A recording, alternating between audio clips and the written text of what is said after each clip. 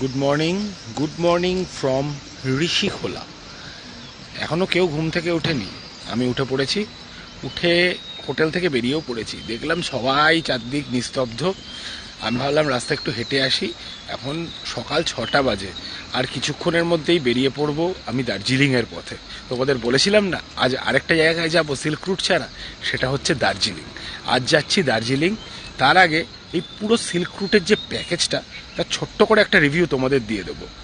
কিছুক্ষণের মধ্যেই তোমাদের রিভিউটা দিচ্ছি। তার আগে ততক্ষণ আমার সাথে এই সকালটা এনজয় করতে থাকো। সকালের দৃশ্যটা দেখো, যদিও মেঘলা, তাও একটা শান্ত পরিবেশ।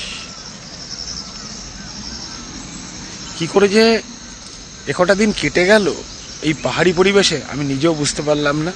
এই যে বলি না, প্রত্যেক ট্যুরের সময় তোমাদের, ট্যুরের শেষ চলে আসলে আমার মনটা খারাপ হয়ে যায়। আজ আমার মনটা খুব খারাপ। এই ঋষিখোলায় এখন সকালবেলা হাঁটছি, চারদিকে ঝিঝি পোকা আর পাখির ডাকটা শুধু তোমরা শোনার চেষ্টা করো। আমি মোবাইলে কতটা রেকর্ডিং হবে জানি না, তাও দেখো কতটা শুনতে পাও তোমরা।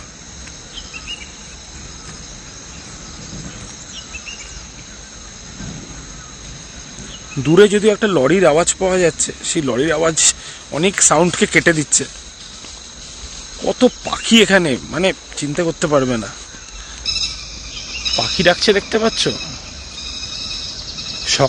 আর একটু পরেই এই রাস্তাটা দিয়ে আবার গাড়ি নিয়ে যাব, আবার ঋষি নদীর ওপর দিয়ে গাড়ি পার হব। এখান থেকে দার্জিলিং যেতে মোটামুটি 4 ঘন্টা মতন সময় লাগবে। ড্রাইভারের সাথে কথা হলো, রাস্তাটা নাকি খুব সুন্দর, তোমাদের সাথে শেয়ার করব রাস্তাটা। সকালবেলা ঋষি নদীর পাড়ে চলে এসেছি।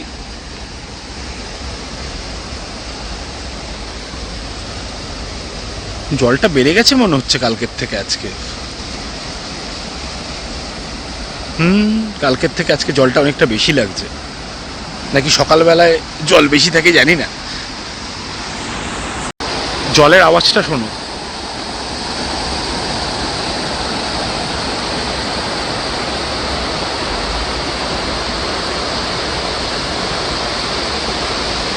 ঋষিখোলা সিকিমেরই একটা ছোট্ট গ্রাম। এই গ্রামটা ঋষি নদী, এটা হচ্ছে ঋষি রিভারের পাড়ে রয়েছে। ঋষিখোলার হাইট মাত্র 2000 ফিট বা 2000 ফিট বলা যেতে পারে। আর এই জায়গাটা মেনলি অ্যাট্রাকশান হচ্ছে গিয়ে বার্ড ওয়াচিং যারা করে তাদের জন্য এই জায়গাটা সবথেকে বেশি জনপ্রিয়। মানে এখানে বসে বহু বার্ড ওয়াচাররা পাখির ছবি তুলতে আসে। আর তাছাড়া ক্যাম্পিং, বনফায়ারিংয়ের জন্য তো এই জায়গাটা বিখ্যাত।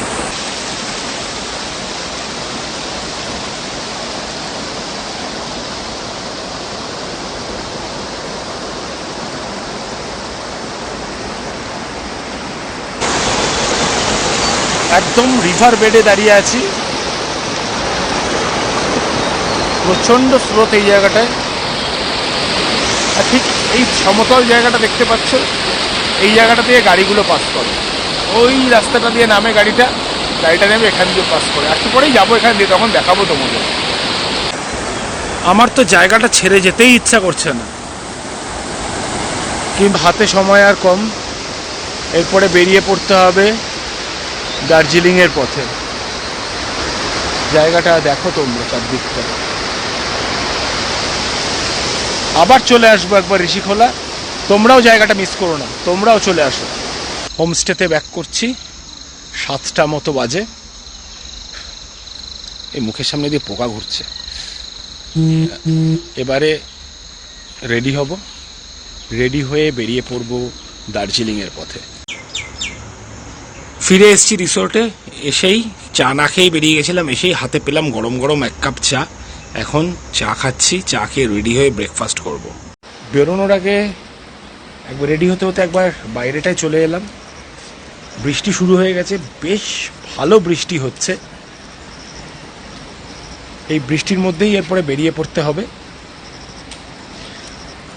চলো বেরিয়ে পড়ি, কিন্তু জায়গাটা ছেড়ে যেতে ইচ্ছা করছে না। মানে ঋষি নদীর জলের আওয়াজ, সঙ্গে বৃষ্টি, তার সাথে একটা অদ্ভুত সুন্দর ওয়েদার। ঠিক আছে, বেরোতে তো হবেই। রেডি হচ্ছি, রেডি হয়ে ব্রেকফাস্ট করব। ব্রেকফাস্ট করে পুরো সিল্ক রুট ট্রিপটার রিভিউ তোমাদের সাথে আমি শেয়ার করে নেব। গুড মর্নিং, সকালের ব্রেকফাস্টটা করে নিয়ে তোমাদের আমি পুরো ট্রিপটার রিভিউটা দিচ্ছি। এখন ব্রেকফাস্ট করছি, লুচি আর তরকারি। জাস্ট ব্রেকফাস্ট কমপ্লিট করলাম। সিল্ক রুট ট্রিপ এই আমাদের এই ঋষিখোলা দিয়ে শেষ হচ্ছে। ঋষিখোলার এই নদীর পাড়ে দাঁড়িয়ে রয়েছি। এই ট্রিপটা করলাম নব ট্যুরস অ্যান্ড ট্রাভেলসের সাথে। নব ট্যুরস অ্যান্ড ট্রাভেলসের এই ট্যুরটা নিয়ে একটু রিভিউ তোমাদেরকে দিয়ে দিচ্ছি। আমরা এই ট্রিপটার প্ল্যানটা করেছিলাম 4 দিনের। 4 দিনের প্ল্যানটা ছিল এরকম। প্রথম দিন আমরা এনজেপি পৌঁছাবো। এনজেপি পৌঁছে আমরা গাড়িতে যাব হচ্ছে সেলারিগাঁওয়ের সাইট সিং করে সেদিনটা সেলারিগাঁওতে স্টে করব। সেলারিগাঁও থেকে পরের দিন নেক্সট দিন মুভ করব হচ্ছে কি আড়িতারের যে কটা সাইট সিং সেদিন পসিবল হবে করে আড়িতারে সেদিন স্টে করব। দেন পরের দিন সকালবেলা বেরিয়ে যাব পদমচেনের জন্য। পদমচেনে যাওয়ার পথে আড়িতারের কিছু সাইট সিং আর পদমচেনের কিছু যদি সাইট সিং পসিবল হয় সেটা করে পদমচেন ঢুকব। পদমচেন ঢুকে পরের দিন যাব জুলুক, যাব হচ্ছে কি এলিফ্যান্ট লেক বা কুপুক লেক পর্যন্ত।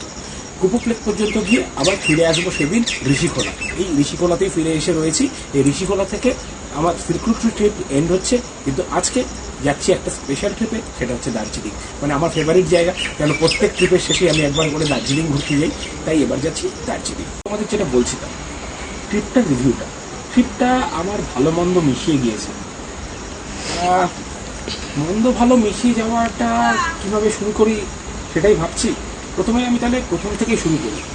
ডে 1 আমরা এনজেপি পৌঁছাই না, সরি, তোমরা তো আগের ব্লগগুলোতে দেখেছোই সবকটা। আমি বাসে পৌঁছাই হচ্ছে গিয়ে শিলিগুড়ি থেকে আমার পিক আপ করার কথা ছিল 9:30। সেখানে প্রথমেই আমার গাড়ি পিক আপ করতে চলে আসে হচ্ছে গিয়ে 11:10। ঠিক আছে, এটা জ্যাম ফ্যামের কারণে দেরি হতেই পারে, এই জায়গাটা আমার কোনো প্রবলেম ছিল না। দেন ট্যুরটা আমরা যখন কলকাতা থেকেই বুক করে যাই, তখন থেকে একটাই ওদের কাছে আমার ডিমান্ড ছিল, একটু আইটিনারিটা, মানে ট্যুর প্রোগ্রামটা কীভাবে গেল। আমি ট্যুর প্রোগ্রামটা আজকে ট্যুরের লাস্ট ডে, এখন অবধি আমি আইটিনারি পাইনি। দেন গাড়ি আসে, গাড়িতে উঠি। গাড়িতে ওঠার পরে আমার শিলিগুড়িতে কিছু কাজ ছিল। শিলিগুড়ির কাজ কমপ্লিট করার জন্য আমার শিলিগুড়িতে 10-15 কিলোমিটার ট্রাভেল করতে, এবং সেটা যখন আমি বুক করেছিলাম তখন আমি অলরেডি বলে নিয়েছি, কিন্তু তখন তারা কিছু বলেনি।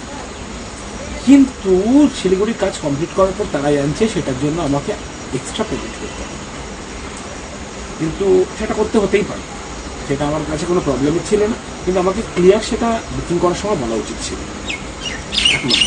2 নম্বর, যে রেটটা চেয়েছিল এক্সেস, সেই রেটটা একটা এক্সেসিভ রেট চেয়েছিল। তার জন্য আমার একটু হটটক্স হয়, কথা কাটাকাটি হয়, তারপরে নেগোশিয়েট হয়ে রেটটা ঠিক হয়। এটা গেল প্রথম দিন সেলারিগাঁও পৌঁছালাম। সেলারিগাঁওয়ের হোমস্টেগুলো তোমরা ব্লগে দেখেছোই, সবকটা হোমস্টেগুলোই তোমরা ব্লগে দেখেছো। এই হোমস্টে নিয়ে আলাদা করে কিছু বলছি না। এটা একটা স্ট্যান্ডার্ড ক্যাটাগরির প্যাকেজ। স্ট্যান্ডার্ড ক্যাটাগরির প্যাকেজে যে রেটে যে হোমস্টে দিয়েছে সেটার জন্য আমার কোনো কমপ্লেন নেই। Homestays are too good as per rate. সেলারিগাঁওয়ের ট্যুর কমপ্লিট করলাম। সেলারিগাঁওয়ের সেরকম কিছু সাইট সিইংয়ের নেই, যেগুলো আছে সেগুলো সেটে দেখে নেওয়া যায়, সেগুলো করে নিলাম। এবার সেকেন্ড দিন আমি যাব হচ্ছে আড়িতারের বেশ অনেকগুলো সাইট সিইংয়ের পয়েন্ট আছে, কিন্তু ড্রাইভারের সাথে কথা বলে জানতে পারি আমার প্যাকেজে সাইট সিইংয়ের 2 পয়েন্ট অনলি ইনক্লুড আছে। বাট আমার প্যাকেজটায় যেমন ওদের পাঠিয়েছিলাম ওরা বলেছিল সেরকমই, ওরা এখনও কোনো আইটিনারি দেয়নি। ওদের কাছে আইটিনারি চাইলাম, ওরা বলে যাচ্ছে পাঠাচ্ছে। যতবার চাইছি ততবার বলছে একটু পরে পাঠাচ্ছে, কিন্তু আইটিনারি আমি আজকে অবধি পাইনি। তারপরে অনেক হটটক্স, কথা কাটাকাটি সমস্ত কিছু হওয়ার পরে আড়িতারে চেক ইন করে যাই, আড়িতারে স্টে করি। আড়িতারের হোমস্টেও তোমরা দেখেছো ব্লগে। আড়িতারে বসে জানতে পারি পরের দিন ড্রাইভারকে ওরা বলে দিয়েছে আমার যে যে স্পট পছন্দ আমি সেগুলো করে নিতে পারি। সেটা ড্রাইভারকেও ইনফর্ম করে, আমাকেও ইনফর্ম করে। আড়িতার থেকে পরের দিন আমি ট্রাভেল করি পদমচেন। ডে 3 পদমচেনের হোমস্টে তো সেই একই কথা বলবো, তোমরা অলরেডি দেখেছো। হোমস্টে বাজেট ট্রিপ, হোমস্টে খাওয়া দাওয়া কোনো কিছু নিয়ে আমার কমপ্লেন নেই। এইবারে পদমচেনে গিয়ে আবার সেই আমি কোনো সাইট সিইং কী করবো বুঝতে পারি না, কারণ আমার কাছে কোনো আইটিনারি নেই। পরের দিন জুলুক যাওয়ার কথা। পরের দিন সকালে যখন আমি পদমচেন থেকে জুলুকের পথে স্টার্ট করি তখন জানতে পারি আমার জুলুকের পারমিট শুধু সামনে ভিউ পয়েন্ট অবধি করা। কিন্তু কখনোই থাম্বি ভিউ পয়েন্ট অব্দি পারমিটটা হয় না, পারমিটটা হয় হচ্ছে গিয়ে কুকুপ লেক বা এলিফ্যান্ট লেক অব্দি। আর কাউর যারা নাথুলা হয়ে যায় তাদের পরের অবধি পারমিট করা থাকে, আর যারা কুকুপ লেক অব্দি যেতে যায় তাদের ওই অবধি পারমিট হয়। অনেক কথা কাটাকাটির পরে লাস্টে ড্রাইভারকে ওরা জানায় আমার যেখানে যেখানে যাওয়ার ইচ্ছা আমি সেখানে যেতে পারি, এবং আমি কুকুপ লেক অব্দি যাই। এবং জুলুক থেকে আমার এই ট্রিপটা নিয়ে আর কোনো কমপ্লেন নেই। As per budget the trip is good. আর আগের এপিসোডেই তোমরা ঋষিখোলা দেখেছো, ঋষিখোলা কী বলবো, এই পেছনেও দেখতে পাচ্ছ দারুণ সুন্দর জায়গা। এই ঋষিখোলাতে সবাইকে সাজেস্ট করবো একদিন কাটিয়ে যাওয়ার জন্য, মানে ক্যাম্পিংয়ের জন্য সেরা জায়গা। আর পারলে একটু গ্রুপ মিলে আসলে আরও মজা করা যায়। ঠিক আছে, ওভারঅল ট্রিপ ইজ কী বলবো, এরকম ট্রিপ বাজেট ট্রিপের ক্ষেত্রে গেলে আমি বলবো গুড। আর যদি আমি বাজেট ট্রিপ না ভেবে হিসাব করে বলি তাহলে বলবো অ্যাভারেজ। ঠিক আছে, চলো এটাই আমার রিভিউ। আমি আমার ইনস্টা আইডি তো দেওয়াই রয়েছে, ইনস্টা আইডিতে কানেক্ট করো তোমরা। এই ট্রিপের কি রেট আর কন্ট্যাক্ট ডিটেলস আমি শেয়ার করে দেবো। চলো এবার দার্জিলিংয়ের পথে এগোনো যাক। এই ট্রিপে যেমন ভালো দিকগুলো কিছু বলতে হবে, ভালো দিকগুলো যেমন বলিনি, এই ট্রিপে ওরা বলেছিল লাঞ্চ ইনক্লুড নেই, কিন্তু প্রত্যেকটা হোমস্টে থেকে আমি লাঞ্চ প্রোভাইড করেছে, এবং সেটার জন্য আমাকে কোনো জায়গায় কোনো এক্সট্রা কোনো কস্ট চার্জ দিতে হয়। এটা আমার এই ট্রিপটা খুব ভালো লেগেছে। আরও কী কী ভালো বলবো, গাড়ি নিয়ে আমার কোনো কমপ্লেন নেই। ড্রাইভার দারুণ স্মুথ গাড়ি চালিয়েছে, দারুণ হাত ড্রাইভারের। আমি শুধু ওনাদের কাছে যে ট্রিপের কোয়ারি করেছিলাম তাতে ওনারা শুধু বাজেট ট্রিপটাই আমাকে প্রোভাইড করেছে। ওদের যদি হাই কোনো ট্রিপ থাকে কিংবা আরও লো গ্রেডের কোনো ট্রিপ থাকে, যেই ট্রিপ থাকে আর কোনো অপশান দেয়নি। অপশান দিলে হয়তো আমি বেটারটাই যেতাম। ঠিক আছে, যেটা করেছি সেই ট্রিপটা আমার ভালোই লেগেছে ওভারঅল। চলো এগোনো যাক দার্জিলিংয়ের। বেরিয়ে পড়েছি দার্জিলিংয়ের পথে, হোটেল চেক আউট করছি। রিভিউ তো তোমরা শুনলেই, তোমরা জানিও কমেন্টে রিভিউ, তোমাদের রিভিউ কি সবকটা এপিসোড দেখে। সবকটা এপিসোডের লিঙ্ক ডিসক্রিপশন বক্সে দেওয়া রয়েছে। আর অবশ্যই সাবস্ক্রাইব করে নিও আমার চ্যানেল ওয়ার্ল্ড ইন মাই আইসকে। বেরিয়ে পড়েছি আবার সেই রাস্তা দিয়ে।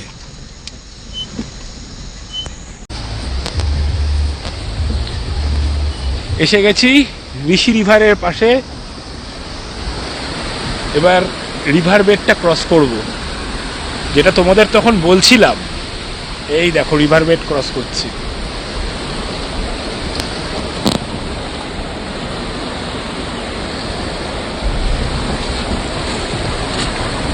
দেখতে পাচ্ছ রিভার বেডটা ক্রস করছি।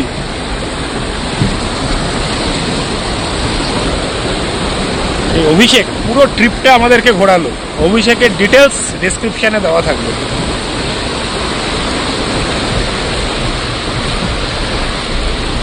এই দেখো রিভারটা ক্রস করে বেরিয়ে গেলাম।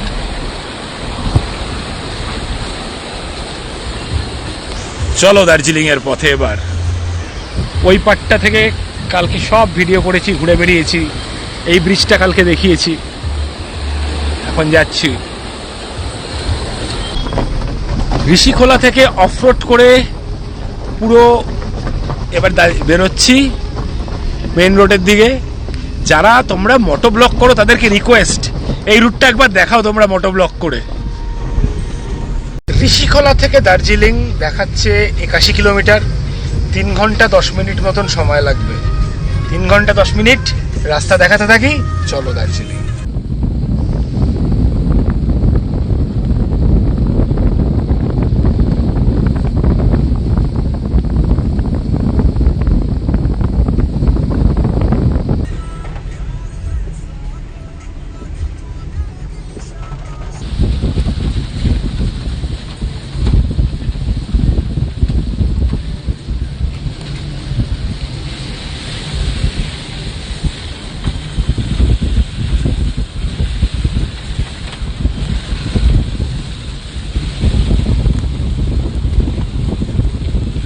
রংপো ক্রস করছি, এবার সিকিম ছেড়ে ওয়েস্ট বেঙ্গলে ঢুকছি।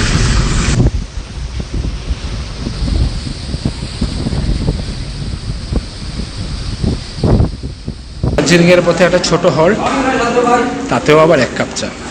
তিস্তার পাড় দিয়ে চলছি।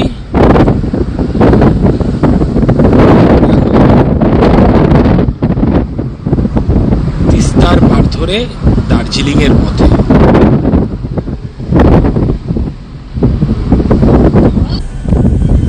পেশক টি এস্টেট,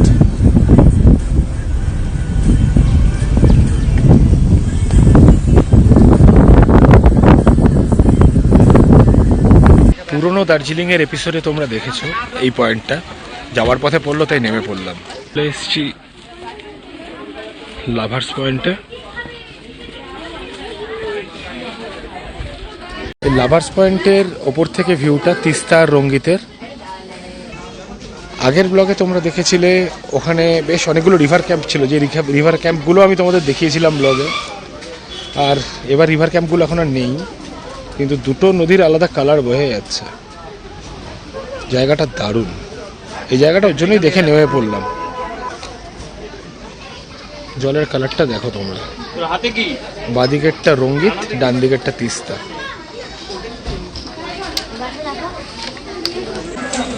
এখানে আসলাম আর ড্রাই ওয়াই খাবো না, হতে পারে? চলো ড্রাই ওয়াই খেয়ে নেওয়া যাক। রাস্তাটার ভিউটা দেখো। এখান থেকে নেমে আবার এখন আমরা এলিভেশন ওপর দিকে। প্রচুর টুরিস্ট রয়েছে, প্রচুর গাড়ি পার্কিং করা, হাঁটছি অনেকটা। জায়গাটা দারুণ সুন্দর, জাস্ট জায়গাটা একবার দেখে নাও। এই রাস্তা দিয়ে এখন যাব।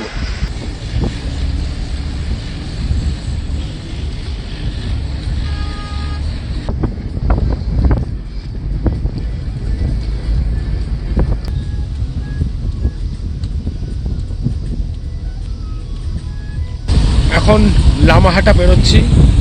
এর আগের একটা ব্লগে তোমরা লামাহাটা দেখেছো। লামাহাটা ইকো পার্কের সামনে প্রচুর টুরিস্টের ভিড়। আমার লামাহাটা তিনচুলে নিয়ে অলরেডি একটা ব্লগ রয়েছে, তোমরা এখনো যারা দেখোনি তারা অবশ্যই দেখে নিও। ডেসক্রিপশন বক্সে আর আই বাটনে আমি লিঙ্ক দিয়ে দিলাম।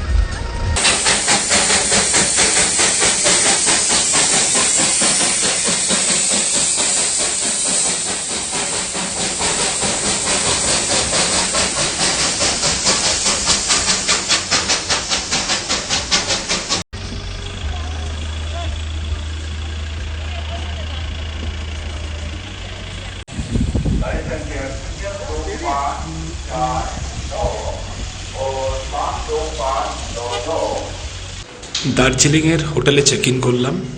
এবার রয়েছি দার্জিলিং ম্যালের কাছেই হোটেল এলিটে। রুমটা ঢুকলাম, ঢুকে জাস্ট অসাম একটা রুম, জাস্ট অসাম একটা রুম। দারুণ সুন্দর একটা বেড রয়েছে, একদম কোজি বেড। বেডের দুদিকে বেড সাইড টেবিল রয়েছে, সঙ্গে বেড সাইড ল্যাম্পও রয়েছে, দুদিকেই চার্জিং পয়েন্ট আছে। ওয়াইফাই, রিসেপশনের কল নাম্বার, ডিটেলস সব কিছু ডিনার টাইম দেওয়া আছে। টেলিফোন আছে। এদিকে একটা সোফা কাম বেডও দেওয়া রয়েছে, দুটো পিলোও দেওয়া আছে। একটা বড় সাইজের এলইডি টিভি রয়েছে, একটা সুন্দর টিভির নিচের প্যানেল রয়েছে, একটা বড় সাইজের মিরর রয়েছে।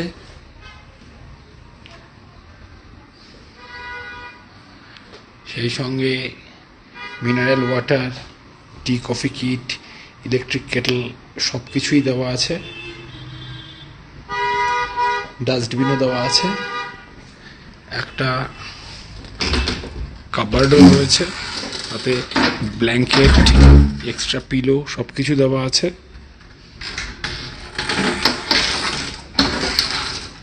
সঙ্গে দুটো চেয়ার পাতা আছে আর একটা টেবিল রয়েছে খাওয়া দাওয়া করার জন্য। এবার ওয়াশরুমটা দেখে নেওয়া যাক।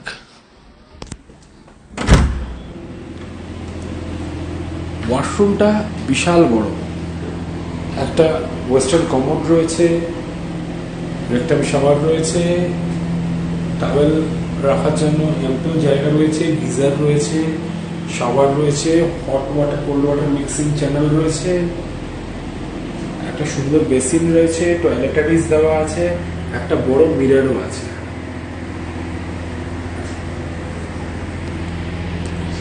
বাথরুমেও multiple switch board, plug point দেওয়া আছে। দার্জিলিংয়ে এলিট হোটেল মেলের থেকে খুব বেশি দূরে না, মেলের সামনেই। এই হোটেলটা তোমাদের কেমন লাগলো সেটা অবশ্যই জানাবে কমেন্ট করে। আমি হোটেলের ডিটেলস ডেসক্রিপশন বক্সে দিয়ে দেবো। আর এই হোটেলটার, এই রুমটার আরেকটা ভিউ হচ্ছে গিয়ে পুরোটা মাউন্টেন ভিউ। দেখতে পাচ্ছ এই জানলা খুললেই, জাস্ট জানলা খুলতে হবে না, পুরো গ্লাসের উইন্ডো, জানলা খুললে ঠান্ডা লাগবে, যথেষ্ট শীত আছে। পুরো দেখা যাচ্ছে, যদিও এখন প্রচন্ড মেঘ, তাই কিছু দেখা যাচ্ছে না। মেঘ যদি সরে তোমাদেরকে একবার আমি দেখাবো নিশ্চয়ই। আর মেঘ থাকলে কিছু করার নেই, যেমন আছে সেরকমই দেখাবো। আমি ব্যাক ক্যামেরা একবার তোমাদেরকে দেখাচ্ছি। জানলা দিয়ে পুরো দার্জিলিং শহরটা দেখা যাচ্ছে। আকাশ ক্লিয়ার থাকলে দারুণ সুন্দর পাহাড় দেখা যেত, মেবি হয়তো কাঞ্চনজঙ্ঘাও দেখা যেত। চলে এসেছি দার্জিলিংয়ের মেলে। প্রচুর ভিড়, একটু ভিড় বাঁচিয়ে আগে চলি। দার্জিলিংয়ের মেলে ভীষণ ভিড়। অবশেষে অবজারভেটরির দিকে হাঁটছি, কিন্তু অবজারভেটরির দিকে হাঁটতে এসেও দেখছি প্রচুর ভিড়। এতক্ষণ একটু জায়গাটা ফাঁকা পেয়েছি, তাই তোমাদের সাথে একটু কথা বলে নিচ্ছি। দেখাচ্ছি অবজারভেটরিটা, আগের অনেকগুলো ব্লগেই তোমরা দেখেছো, আরেকবার দেখো। অবজারভেটরির সব থেকে ফেভারিট জায়গায় আমি চলে এসেছি, কিন্তু এখানেও আজকে প্রচুর ভিড়। এই দার্জিলিংয়ে তো বারবার আসি এই জিনিসটার জন্যই। পুরো কুয়াশার মধ্যে দিয়ে হাঁটছি, দারুণ লাগছে।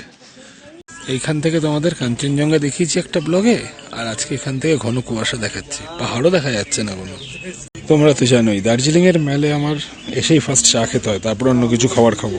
এখন রাস্তাটা দেখো তোমরা, জাস্ট রাস্তাটা দেখো, কুয়াশার মধ্যে দিয়ে হেঁটে চলেছি, আর চারদিকটা ঘন সবুজ। যখন আসছিলাম তখনও বৃষ্টি হচ্ছিল, এখন বৃষ্টি হচ্ছে না, কিন্তু প্রচুর মেঘ, আর যথেষ্ট ভালো ঠান্ডা রয়েছে, কিন্তু প্রচুর ট্যুরিস্ট, তাই এত হইচই চলছে চারদিকে, পরিবেশ পুরো গরম হয়ে রয়েছে। মানে অনেক দিন বাদে আজকে আমি দেখতে পাচ্ছি, মানে দার্জিলিং যাকে বলে হাউসফুল, মানে এত বেশি লোক থাকবে আমি এক্সপেক্ট করিনি। যাই হোক, আবার মেলার দিকে যাচ্ছি। এখনও তো লাঞ্চ করিনি, কিছু একটু খেতে হবে। মানে লাঞ্চ করবো না ইভিনিং স্ন্যাক্স খাবো, এখন কি করবো বুঝতে পারছি না। মানে কিছু একটা খাবো, যাই এখন গিয়ে কিছু একটু খেয়ে নিই। জাস্ট ভিউটা দেখো,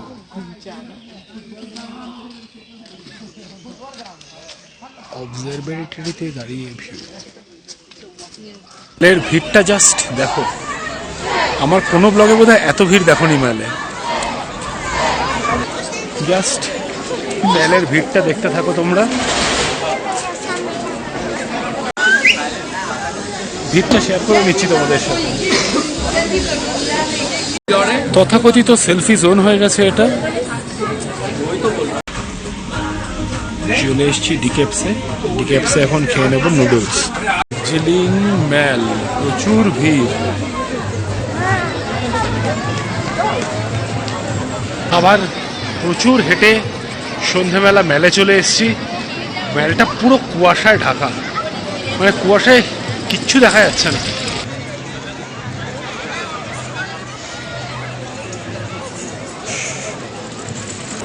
জাস্ট মেলটা তোমরা দেখো, কিরম লেভেলের কুয়াশা, কিছু বোঝাই যাচ্ছে না কুয়াশা।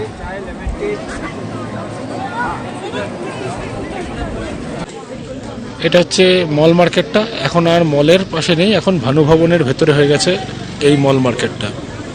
ওই রাস্তার ধারে যে দার্জিলিংয়ের স্ট্রিট ফুডগুলো ছিল সেগুলো সব এখন এই ভানু ভবনের ভেতরে চলে এসছে।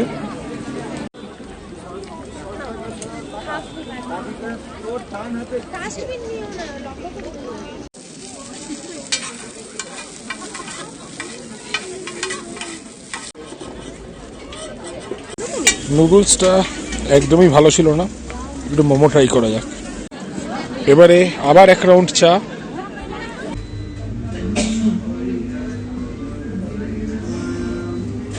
মেল ঘুরে হোটেলে ফিরছি, প্রচণ্ড ভিড়।